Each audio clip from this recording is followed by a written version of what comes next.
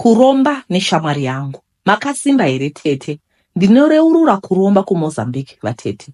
Ndakaudzwa nezven'anga iyi neshamwari yangu Nomsa, uyo aiva nika soft life tete. Akatonditi Judy, upenyu hwatiri kurarama huchadi kuti upate. Hwava kutoda munhu anomisa musoro semakure, anogara nzeve dziri kwanga semhembwe, ongwara-ngwara setsure. Nomsa tete akatondiudza point blank kuti either unoshandiswa nevanhu vachita mari o ndiwe unoshandisa vanhu. Decision yacho yaive yangu kufuga kana kuwarira. Ini ndaitya kubata mishonga tete, asi ndakazoti ndavakumba ndati dhuu, ndakatanga kudzeya semombe. Ndipo pandakaona kuti Nomsa anga ane point. Nyika yatiri kurarama inenge jungle, eat or be eaten. Saka Nomsa akandiudza kuti aizoenda kumadeals. Kumadeals yaive imwe way yekundiudza kuti yainge yasvika nguva yekudzokera kuenda kutop up yemishonga wake. You see tete, once wangotanga kuromba, chibva wazviziva kuti it's for life. Mishonga yacho inotoda matop up kunge mari yefees. Unenge wabatana nacho kunge ngozi yechichawa. Ndosaka muchizoona tete kuti vane mishonga ava kuzorega zvinenge zvinonetsa nokuti kazhinji terms and conditions acho anenge akunetsa kubuda sekuti terms acho hana reverse kunge nyoka. Ndakanyatsogaya tete, ini ndikati kusiri kufa ndekupe. Tese tichangofa asi better ndife ndamboita enjoy life a little bit than kuzongofa ndiri very poor. Zvekuti box chairo panotopazwa wardrobe kuti mutumbi wangu uwane pekuiswa. Tete, ndakaita gudza dungwe ndakananga Moza kunotora zvakatorwa nevamwe. Tasvika pamusha peng'anga paya. Each man anomira by self. Each man for himself. Nokuti hapana collective kuromba. Umwe neumwe unopuwa zvinoenderana newe uyewo nekuti unozounzawo sacrifice yakaita sei. Nomsa akatanga kupinda nekuti ainge ava senior experienced murombe, akabuda zvake. Ini ndakazopindawo pangu ndoga ndisati ndamboshama muromo kutaura chinhu. Sekuru vakangonditi nemo vakatanga kutsanangura nhamo yangu as it is. Asi vakanditi yose yaizosara nekuperera pavari. Vakanditi vari kundipa chipo chebusiness. Ndaizoita rich auntie vane mabusiness ari very diversified. Asi mutemo wavo waive kuti ndisasimuka ndega. Ndaifanira kuva nemapartner, someone ari very close kwandiri. Ndakambofunga kuisa ex musoro bangu. Ndikati no man, men iye yainge yaonererwa yandidhamba zvakandirwadza. Saka zvekuti togoita mari tese kwete. Family members takanyatsotarisana ndikaona pasina worth kuti tiite mari tese. Anditi vaizvida senyama yakaora. Asi murwendo rwangu rweupenyu ndainge ndine shamwari yangu yandainge ndatamba nayo kubva tichiri kuprimary school. Sophia aikodzera zvake kuti aite partner yangu. Sekuru vakanditi ndichere mvura mugate, ndinyore zita rangu nerake, ndiise muchigubhu chinosaramo mumba masekuru. Ndaifanira kuzorangarira Sophia nekumuitirawo something. Vakanditi Sophia uyu aizondibatsira kuti upfumi hwangu hukure. Ndakabva zvangu pamusha apa naNomsa nechemwoyo ndaingoti asi vanhu vane utsinye chokwadi. Kuromba zvakuri easy kudaro. Vanhu vari kuita easy money vanyerere vachingonyepera madeals. Dai ndakaziva kuti kuromba kuri easy. So dai ndakaromba kare. Ndingade ndava somewhere neupenyu. Ndiri someone anoverengwa panoverengwa vamwe. Ndichibva kuMozambique ndakasvikoita zvandanga ndaudzwa nasekuru, ndikatora zita rangu nereshamwari yangu ndikanyora ndikaisa mubhodhoro. Zvichira kuti mabhodhoro aya anga ava maviri. Rangu randaigara naro kozotiwo rakasara kwasekuru. Mahustles andaimboita kare achidonha akangotanga kusumuka sehowa tete, kungomuka ari flourishing. Ndakatanga kuita mari refu tete zvekuti hama dziye dzaimbondipa fudze rinotonhora cold shoulder dzakatanga kuita warm up kwandiri. Asi ini ndine policy yekuti once wabuda mupenyu hwangu wabuda no return kunge mapiritsi abuda mufamasi. Sophia wangu handina kukangamwa zvandainge ndaudzwa nase nekuti mari yange yoflowa zviri smooth semvura. Zvekuti nyika yakaoma taitozvinzwira kuma next door. Kana dziri ndege ndaita senge ndiri kuenda nemakombi. Every time I felt like flying. Ndaingobhuka flight yangu takaenda murudo tete. 2 years later ndichita mari yakasvinura. Yazosvika nguva yekuti ndinoita top up yekuromba kuMozambique. Nzira ndanga ndava kuiziva. So panga pasina need yekukwekweredzana naNomsa. Saka ndakaenda ndoga zvangu. Ndichisvika sekuru vakati yava nguva yekuti ndichipawo Kesari zvakesari. Nokuti vainge vandiitisa mari. Vakati chemahara waiva mushana chete, manje indaigova pei? Vakanditi sacrifice yainge yava kune chekare chainge changosara kuisa plan into action. Sekuru vakachukuchudza chigubhu chiya chandakanyora mazita mbune, vakati chava kuda blood sacrifice nekuti changa chodzika even mashandiro acho. Ndakarohwa neconfusion kuti what's happening now. Ndikadzoka kumusha ndine mubvunzo, asi sekuru pandaizama kunzwisa vainge voita ukasha mbechani. Iya, ko ukasha wabvepi? Vanhu vaingotaura mushe mushe. Vhiki rakapera tete, umwe musi tichibva kumabhendi kumadhudhucha, Sophia aitodhiraivha akanditi aizondita drop off kumba kwangu ozoenda kwake. Taive taenda nesmall car yaSophia nekuti ndaive ndisingali attention yekufamba nemota hombe. Tete tiri kufamba zvakanaka nice speed. Sophia was very sober. Aiva singabati hwawa zvamuchose tete. Sophia akangoti munhu uyu ndokuzama kuisa mabreak asi zvakaramba. Mota ikabuda muroad ikanorola rutatu. Munhu aitaurwa naSophia handina kumuona zvamuchose. Mota yakandorova muti tete ichinomira. Sophia ainge obuda ropa mumhino. Akangonditi chodhisawira achinditarisa ndipo paakafema kekupedzisira. Ndakadana ambulance ikauya asi haina kumutakura nokuti ambulance haitakuri zvituna. Mamwe mapasserbys ndiwo akazomira akadana polisi kwava kutorwa mastatement. Sophia ndokuendwa naye kumochari. Ndakabva ndafonera mabrothers aSophia kuti ndizvo zvaitika. Vakati kwaizotumwa munhu kunoudza mama gently. Tete paaccident iyi ndakabuda ndisina scratch and I knew zvaitaurwa nasekuru vekundirombisa. Sophia was the sacrifice yeropa raidikanwa. Parufu mama vakati vachindiona vakachema zvakandibata, hanzi Judy sawira vako vaenda. Ko vaigoziyei kuti Judy ndiye ainge aurayisa mwana wavo nokuda kupfuma. Ndakatora maexpense ese parufu tete akaita angu. It's the least that I could do for my childhood friend. Maspeech ndiwo akazondipedza strong. Family yese ichinditenda nebasa randainge ndabata pamwe nekumira naSophia during trying times. If only they knew kuti I was responsible for rufu rwemwana wavo vaisambondipa mbiri so. Sophia akavigwa tete. Ndakabva ndati botiki rake rainge asiya ndichawedzera staff kuti igozoita upkeep yemwana wainge asiya Maya. Ko ndikapota ndichitora Maya ndomuchengeta zvange zvakaipei. Ndaive ndatobata nedzimwe pfungwa tete. Gogo vaMaya ndivo vakaramba nemuzukuru wavo vakati it's the only memory she has left for her daughter. Saka muzukuru wavo vaizorera vega asi ndaive ndakasununguka kumuona here and there. Tete ndiri kuita mari shem. Nditoriwo rich aunt in the making. I've everything at my disposal. I miss my friend Tete. Asi I cannot turn back the hands of time. 2 years dzava kutopera pava kutoda top up. Zvino ndichaita top up neropa rani. Ndakambobatwa nemweya wekusacrifice Maya asi every time andoda kuita something bad to her ndotoona Sophia akabata banga rinopfuta moto achida kundibaya, so ndakaita back off mbichana ndichimboona kuti ndodini. Handisi kuzoreka kushandisa uromba anytime soon tete. Mari yacho inonaka zvekuti uyaone. Kana vazukuru venyu tete vane hama oshamwari dzakaromba, ngavangwarire kudyiwa vakashunura samatemba. Vanhu vari kuromba nevanhu vari very close kwavari, ingava shamwari ohama, chinongodiwa it's blood tete. Ini ndaisaziva kuti dzaisava tsitsi dzanomusa kuenda neni kwasekuru. Aitoda kuita offload imwe bhedhe nekuromba kwandiri. It's a jungle, eat or be eaten. Zvakaoma. Good morning Zimbabwe. Vedu weka ndarwadziwa pandanga ndichiverenga nyaya iyi. Ndarwadziwa strike. Especially pekuti munhu unoni zvakaoma azvo. Alright, regai tipinde hedu munyaya inotevera. Makasimba here tete? Ini hangu nyaya yangu haisi kuromba zvayo, asi ndauya kuzosimbisawo vose vakaramba, kungava nevarume vavo kana nevakadzi vavo vangava vakarambwa nehama. Tete ini ndiri mudzimai ane makore 35. Ndakatambwa rafu neshamwari yangu yerwendo. Shamwari yandaiti tichazoparadzaniswa nerufu. Ende tete munhu anosanduka kuita munhu usingazivi kuita mhuka, kugototyiswa kuti rudo rwepekutanga rwakaendepi. Well still kana mukatanga marriage yacho mutori crowded nechekare. Pane a third force, munyengeri, mufuriri. Tete kuroorwa nana mama's baby kwakaoma. Well still kana vachirapa kurumura mwana wavo vachimiita muchete nekusingaperi. Unopakaura tete. Ndiro dambudziko randakasangana naro. Ndakarohwa nemwana wamai akadhedheswa, mucheche chaiye anogara pamakumbo amai.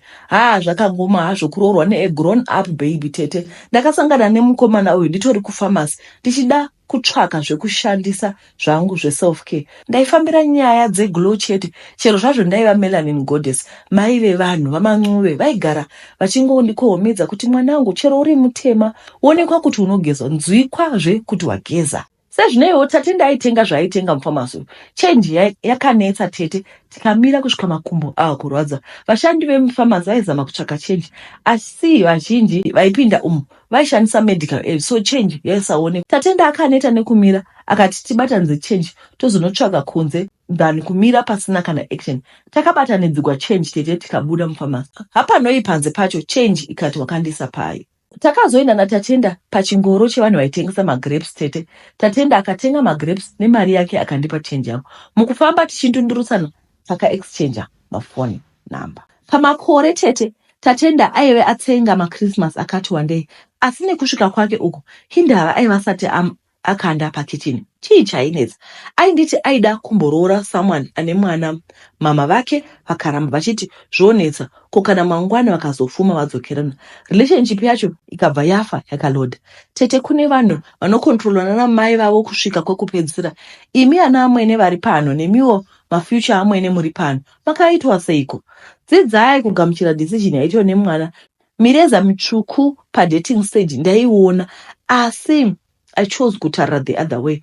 Unenge uchifunga munhu anosanduka, izvo kana chinosandurwa mapilo omakushini emasuwa. Ndakauya ndikaroorwa, ndipo pakatangira kushorwa kwangu ipapo namai mwana wavo aroora kuvarombo, kujecha sekutaura kwazvo, nokuti ivo vaigara kumadhehodheho. Mufunga zvenitete taisatombotambura kana nekapisi, takatoendawo kumagood schools, tikatoenderana mberi, tikatoitawo makosi edu. Saka ndichisvika pamba pema-in-laws, ndakabva ndabata mimba. Vabereki vakati taizobva pamba pavo mushure mekunge vaona muzukuru wavo, nokuti ndiye ega aiva muzukuru wavo wemwanakomana. Mugoona tete, pakatombouya mumwe mukadzi achiklema kuti ainge ane mwana naTatenda.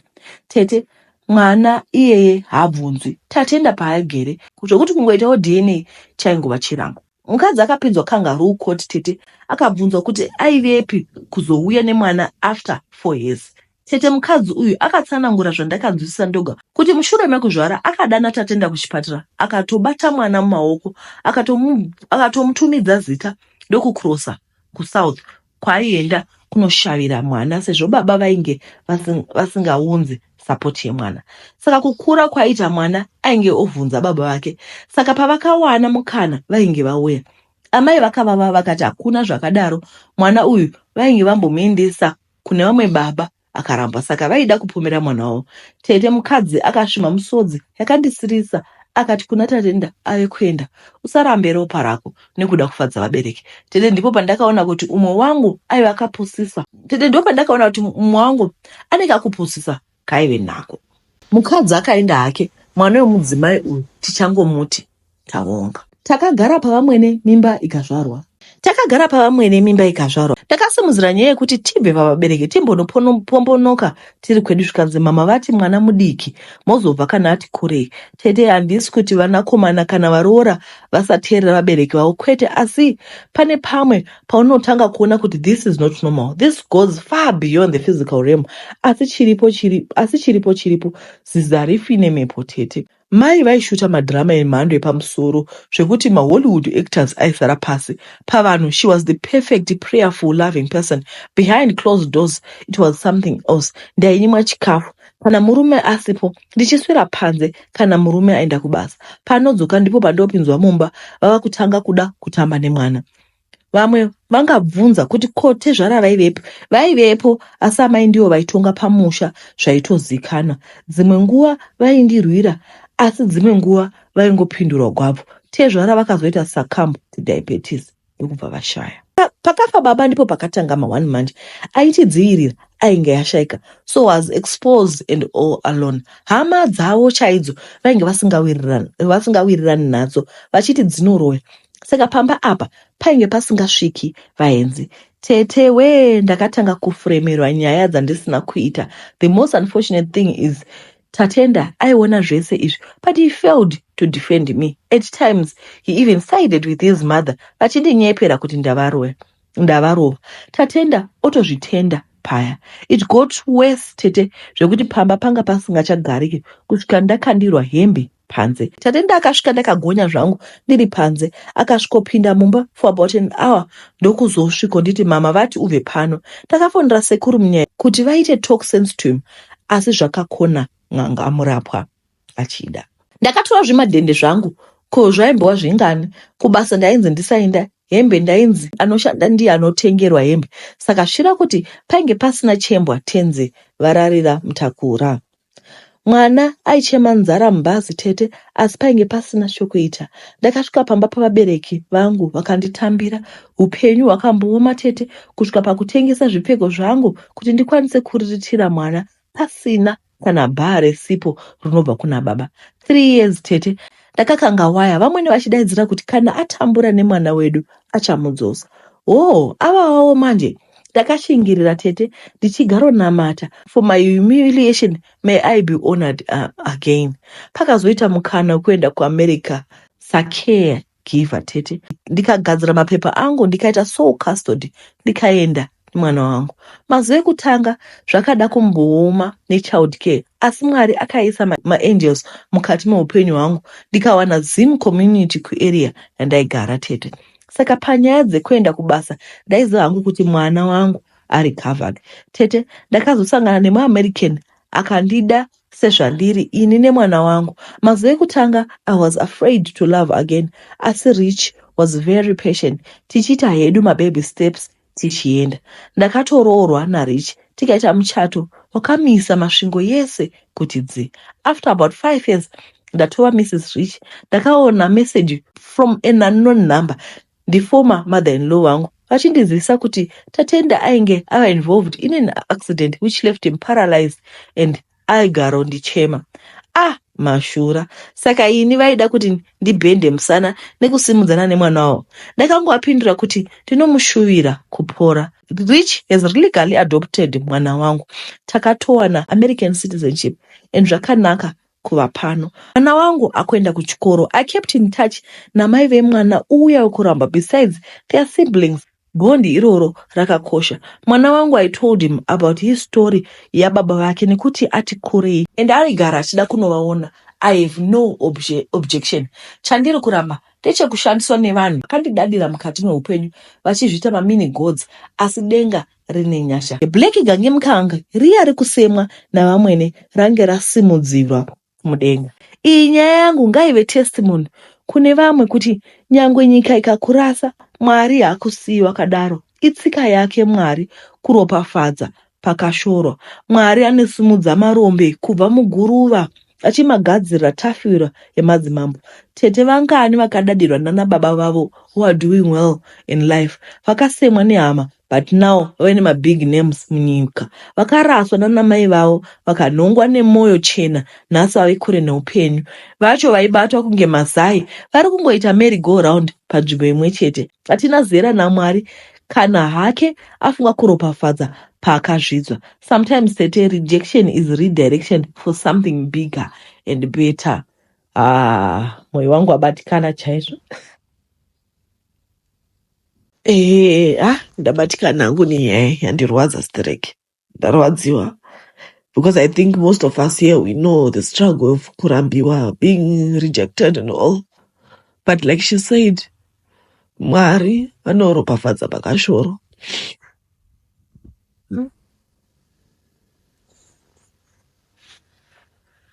Nhasi ndabatikana. Makadi tete. In my childhood, I stayed with my granny. She was a well-known traditional healer. One incident yandinorangara ndevasikana vaida varume vane mari vaiuya pamba pedu votemberwa nyorwa voiswa mishonga yakasiyana-siyana. Imwewo yaibva kumakuva. I'm one of the people, and two my sisters takaiswa that powder. Tichikura tainyengwa zvekuti varume would kill each other vachitirwira. I got married with one of the wealthiest men muzimu umo as a second wife. So does my other sisters.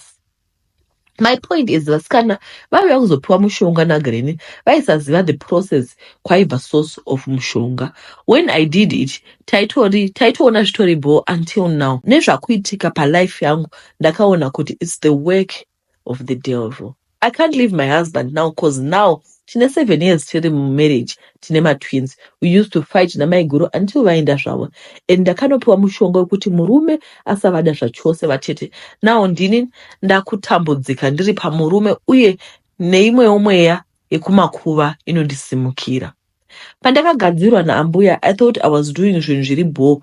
Even pandakaputsa musha woumwe, ndaifunga kuti ndichararama upenyu hwakanaka. I know kuti ladies, some of you muri kundituka henyu, ndainge ndiri mudiki. We did it dark, and taitofunga kuti takapenga. Kumusha kwedu kwaiuya maBenz aya nemaPajero achapisa tiri 6. We all got married nevarume vasvinu pabhegi. Kumusha kwedu hakuna musikana wemumba medu asina kusiya gadzirwa naambuya kuti aroorwe pepiri nemurume wemunhu ane mari, and tine mushonga wekuti kunyangwe tikaroorwa mumusha unonamatwa tinozvipodza. Vanhu vanotanga kuneta nekusabatana kuitira kuti vanhu vasaone zvandinenge ndichiita kumwana wavo akandiroora. My guru moved on and now is based kuJoni, asi ndinogara ndichivatarisa kuti vasangwarise, kuti vasasimudza musoro, kuti vasadzoka mumusha. Vakanditumira mari yevana, ndinobvisa 10% ndoigadzira kuti vaite munyama pane zvese zvavanoita. Ndakavarooresa zvakare kumweyo munhu akafa. Gogo vachiri vapenyu vaitora coin voriisa kumakuva. Voti mweya wevakafa muka unoroora paida. Vosiya any amount paguva yekutenga munhu uye akafa anoiswa pana paida. Iwe uri kuda kwashe ndiyo unouya nemari yekunoisa paguva. Paida airamba kunge imbwa manje. Murume aifuratidzwa mwoyo kuti asadzokere kuna Spiwe. Iwe wopinda zvako. Ndiwo amunoti maspiritual husband ka aya. Gogo vaisimudza and waisiya imba ukatemba zvako. Ndizvo zvavakandiitira pana maiguru. Asi mushonga uno expire. Ndosaka ndisina zororo ndichikwira nekudzika sabva kumasowe pamwe nekudzinyanga. Kupinda mumba unopinda zvako, but you won't have peace. Nyaya yachona yanyorwa, but handisi kunyatsoihwisisa manje unyange inini. Asi ndipo payapera vava vachingota. I think in summary she's just saying kuti gogo vavo vaitemera vananyora, saka ivo vakatemerawo nemushonga wekumakuva. Saka vanoita basa rekutora varume vevanhu nekukonzeresa matrouble, but she's not at peace. She's not at peace. Vanogara vachienda up and down kumakomo nekumasowe kuti vagadzirise matambudziko ari muupenyu hwavo. Saka I think apa tangodzidza kuti ngatiregei kubata mishonga. Hazvina kunaka, unoramba uchingorinyuwa. First story kwanza unoramba uchingorinyuwa. Regai tipinde munyaya inotevera. Ndiri mudzimai anorarama as a single lady. Vatete ndibaba can't get vakarowa pasi, handitozivi nekwavari. Ndakachengeta vana vangu kusvika ndaita dambudziko rekuomerwa nelife. It's not easy to be a single mother. So ndakati ndasvika pakuomerwa, ndakaenda kune imwe chechi nekuti ndaifunga kuti maybe kusanamata kwandiri kuita ndori kuunza matambudziko iwawo. Ndakasvika kuchechi ndikapiwa a prophecy naman of God. Vakati ndine limitation spirit inoda kudamburwa. Ndakanamatirwa vakati ndizouya ku1-on-1 vatete. Ndakapedza chechi ndava nemufaro kuti Mwari vandipindura, plus ndakabva ndapiwa mari yekuti ndibatsire vana mama naprofeti. Ndakazoenda for 1-on-1 nemunhu waMwari tete ndokuudza zvandakatenda. Asi ndakubuda man of God vakanditi ndivape nhamba dzavo kuitira kuti vazotaura neni nenyaya yebasa raMwari. Takatanga kutaura, dzamara vati vanoda kundipa basa. Ndikafara handina kuziva kuti ndokutadzira Mwari pamweyo pakupinzwa muurombo hwechechi. Ndakashanda sareceptionist pachechi nguva zhinji. Ndaienda kugara paoffice. Kuoffice takazotanga kudanana tete. Zvekutodaro dzamara mama vazviziva, asi havana kuita basa nazvo nekuti vainge havo vachiziva urombo hwavo. Ko ndaizivei tete kuti kudanana kwandakuita napapa mhiko dzaive pavana vavo dzakuenda pavana vangu. Vana vangu vakatanga kufa tete. Iye zvino ndasara ne1. Ndipo pandakacherechedza ndokuona kuti papa vane hand mukufa kwevana vangu. Ndakanovaudza ndichiti pane kwandaenda ndikakubatai, asi tete hapana kwandainge ndaenda hangu. Papa vakanditi zvawakabata ichokwadi ndo zviripo. Vakasimuka vakauya pandiri vakavhura trouser ravo. Ndakaona muchiuno mavo muine kanyoka. kaive kakavamoneredza. Ndakatya, vakati pese pandaiuya kumba kwako ndichivata newe yaingovepo, ndinogara nayo, zvinochinzwa. Ukada kubuda musaga kuudza vanhu nezveurombo hwangu, tapesana. Alice anokupedza. Alice inyoka yapapa inogara muchiuno mavo. Tete ndakati handaizoudza ani hake kuti ndizvo zviri kuitika kubva mutsiyo ndinochengetwa. Mota ndakatengerwa tete, asi pisi handina. Ndinofunga vana vangu vakafa. Ndofunga asara kuti achararawo here, asi kuona kwangu anofa chete nekuti mhiko yerufu iri pavana vangu. Zvinobatsirei tete kuchengeta secret ndichizosara ndisina vana, pamwe asara uyu akafa ndini next. Ndagara pasi ndikafunga kuti hapana kusiri kufa tete, regai hangu ndireurure. Pain yaamai hapana chinhu chinorwadza sekufirwa nevana. Ende vakureururawo kuti inini hangu ndaneta nazvo izvi, handizivi hangu kuti zvichafamba sei, asi vanofanirwa kuti vareurure zvifumuke. Kana zvikangofumuka hapana zvinozomboitika kwavari semaonero angu, hapana zvinoitika zvakare kuna mwana. Ngavangoenda kuna Jesu. Ukangoenda kuna Jesu zvese zvinopera. Hakuna kumwe kwatinoenda. Hanzi some trust in horses, some trust in chariots, but we trust in our God. Mwari vekudenga, hatina kumwe kwatingaenda. Bedwe ndinokutendai nekuteerera kwamaita episode yanhasi. Muve nezuva rakanaka. Ndatenda. Ndanga ndakangamwa zvakare kune vaya varoda kuenda kuMother's Day. Musakangamwa, ndichasiya link yegroup.